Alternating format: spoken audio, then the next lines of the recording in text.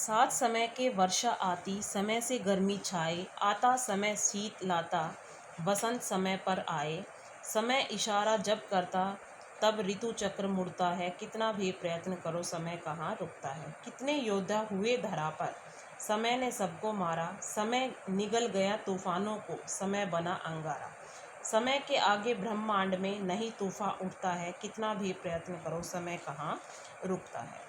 समय की ताकत का वर्णन करते हुए इसमें कठिन शब्द देखिए, शीत, जाड़ा, ऋतु चक्र, ऋतुओं का क्रम से आना जाना, योद्धा, लड़ने वाला वीर पुरुष, अंगारा, आग का जलता हुआ पुंज, ब्रह्मांड, संपूर्ण लोक, तूफान, तूफान।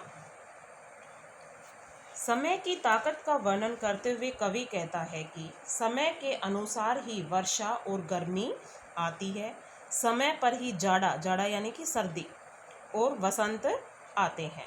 समय के इशारे पर ऋतुओं का चक्र बदलता है, यानी कि ऋतुओं का जो ये चक्र है वो चलता रहता है।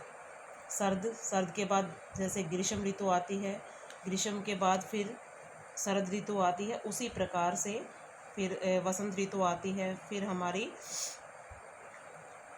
ग्रीष्म ऋतु आती है। उसी प्रकार से ये ऋतुओं का चक्र जो है वो बदलता रहता है, अर्थात समय के निर्देश पर ही यह प्रकृति का चक्र चलता रहता है।